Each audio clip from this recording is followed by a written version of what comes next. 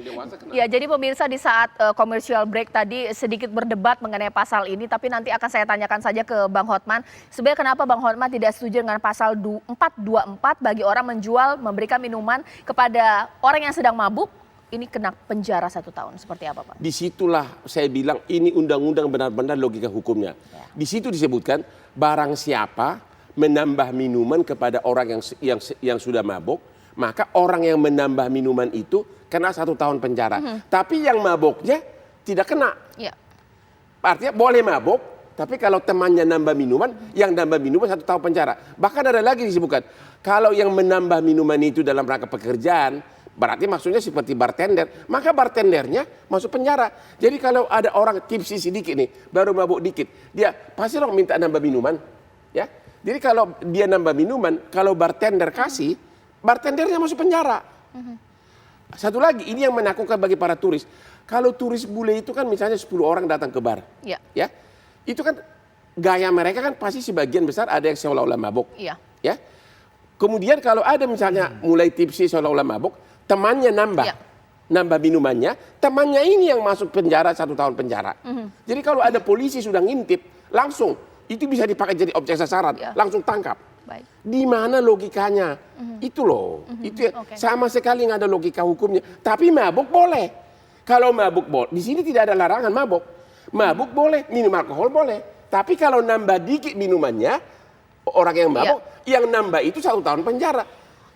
Aduh. Bang, bukan mungkin apakah ini urgensinya, ini mungkin ya supaya tidak ada orang dengan kondisi mabuk parah hingga mungkin jadi anarkis di jalanan. Mabuk ringan boleh. Anarkis di jalanan. Mabuk setengah-setengah mabuk boleh. Mungkin masih bisa ada logika untuk diajak bicara. Nggak ada gitu. logika hukumnya dikit pun. Mabuk dikit boleh. Mabuk setengah mabuk nggak boleh. Makanya saya bilang ini benar-benar peraturan dibuat untuk siapa ini. Oke lah, Mas Heri, berikan dong pendapat bahwa kalau klarifikasi dari pemerintah dan DPR ini menyerap aspirasi masyarakat unsur keagamaan supaya jangan ada orang mungkin teriak-teriak mabuk luar biasa di jalanan merusak mengganggu ketertiban masyarakat. Seperti apa? Sebelumnya saya menyambung ke persoalan kita yang terdahulu ya, Mbak Caca ya, bahwa dalam konteks undang-undang ini dibuat tentunya memperhatikan juga nilai sosiologis yang ada di masyarakat ya, nilai adat ketimuran, tadi keagamaan like or dislike itu pasti dipertimbangkan betul dalam undang-undang ini sehingga ini mencoba mengakomodasi banyak hal tadi. Memang tidak akan banyak yang akan menganggap ini suatu yang menyenangkan juga, pasti ada yang dirugikan atau malah kepentingan hukumnya bisa saja kemudian bisa jadi bersoal di permasalahan hukum pidana. Tapi dalam konteks bahwa hukum pidana itu tujuannya adalah menata atau menjaga tata tertib masyarakat, mungkin ya saya mencoba menyelami pandangan dari pembentuk undang-undang KUHP saat ini. Jadi jangan sampai tadi ada perbuatan anarkis ya, karena dianggap kalau seandainya mabuk tadi dalam keadaan yang luar biasa payahnya, maka biasanya relate dengan tindak pidana, memunculkan tindak pidana. Nah ini yang mungkin akan ditekan adalah angka kejahatannya. Nah, tapi memang dasar logika dalam hal parameter bagaimana kondisi orang mabuk itu kan berbeda-beda ya dan dapat dijelaskan gitu ya. Dan kemudian yang misal menambah itu juga harus ada parameternya. Bagaimana menambah itu dapat dikatakan masuk kualifikasi pasal ini. Jadi dalam posisi ini sebenarnya bukan menentang ya, karena undang-undang ini kan sudah fixkan begitu ya. Cuman masih ada upaya hukum lain yang bisa ditempuh kalau memang ada orang yang kemudian merasa dirugikan oleh undang-undang ini bisa challenge ke Mahkamah Konstitusi. Memang terbuka upaya hukum itu, tapi persoalan tadi bahwa banyak hal yang ingin diatur dalam satu undang-undang, mencoba untuk mengkodifikasikan, mengunifikasikan dalam sistem kemasyarakatan kita yang plural memang tidak gampang. Mbak Caca, dan itu yang menjadi tantangannya. Sehingga kalau kita kembali ke sejarah hukum pembentukan undang-undang KUHP ini, mengapa sampai sekarang baru bisa digolkan, itu pun tahun 2019 kemarin harus sudah gol ya. Cuman karena ada persoalan, ada pertentangan, akhirnya diundur jadi 2022 di akhir Desember juga. Itu juga karena ya tadi tidak ada kesatuan pandangan, karena ada tafsir dalam bahasa hukum yang bisa diperterjemahkan oleh panjang lebar dan banyak orang. Nah, ini persoalan utama dalam ketika kita membuat undang-undang. Mbak Caca, kata dan saja, titik koma bagi orang hukum itu penting. Betul. Nah, saya pribadi tidak bermaksud mengajari ya sekali lagi begawan hukum murabi saya yang membentuk KUHP ini.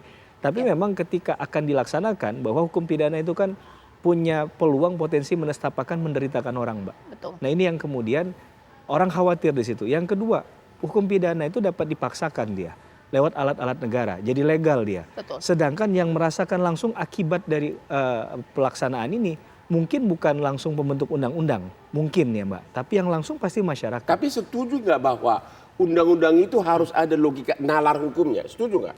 Ya, Setuju kan? ya pasti harus ada legal Oke, reasoning. Dan kalau memang apa legal reasoningnya seorang janda harus Balik lagi minta janda. izin kepada anaknya kalau dia mau hubungan seks? Aduh, Coba, nggak apa-apa, ini iya sangat sih, penting. betul. Legal reasoningnya di mana?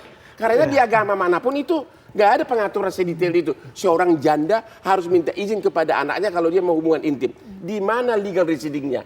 Betul. Sama satu lagi, di mana legal reasoningnya mengatakan, saya misalnya datang ke bar, saya langsung pesan 5 botol alkohol, saya minumin, saya mabuk.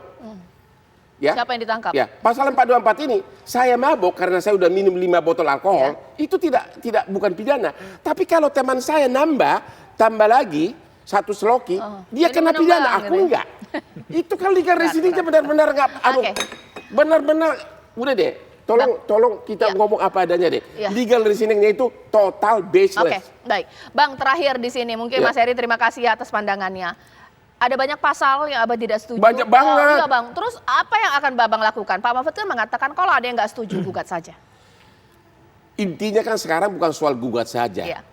Tapi kan tujuan dari membuat undang-undang itu kan mensejahterakan rakyat. Oke. Undang-undang ini malah sebagian memiskinkan rakyat, terutama industri turisme. Tadi saya telepon dengan Menteri Pariwisata, dia juga pusing. Karena terlalu banyak protes. Sandi ya? Di seluruh luar negeri, karena miskomunikasi. Luar negeri tahunya pokoknya setiap hubungan intim tanpa nikah penjara. Itu Mereka sampai di CNN. letterleh ya, Di CNN di menerjemahkan. mana-mana ditulis begitu. Sampai PBB sudah ngomong. Ya. Kurang komunikasi. Kurang komunikasi dan sosialisasi. Kurang sosialisasi. Baik. Bang Hotman, terima kasih. Waktu Ya. juga yang membatasi kita. Makasih Mas Heri. Kita tunggu bagaimana klarifikasi dari pemerintah. Mohon maaf kami tidak bisa menghadirkan malam hari ini. Kami sudah mencoba pemirsa, tapi memang tidak berhasil untuk. Nasihat saya nanti kalau kamu cari dulu pasangan Iya. yang tidak ada anak. Betul. Dan kalau bisa orang tua yang sudah meninggal. Iya, iya. Jadi aman, kalau itu aman. Ya ampun. Baik Bang Hotman, gak apa-apa lah nasihatnya saya tampung saja meskipun saya tidak terima juga. Baik, terima kasih Bang Hotman. Sesaat lagi sejumlah informasi lain akan saya hadirkan untuk Anda. Usai jeda berikut.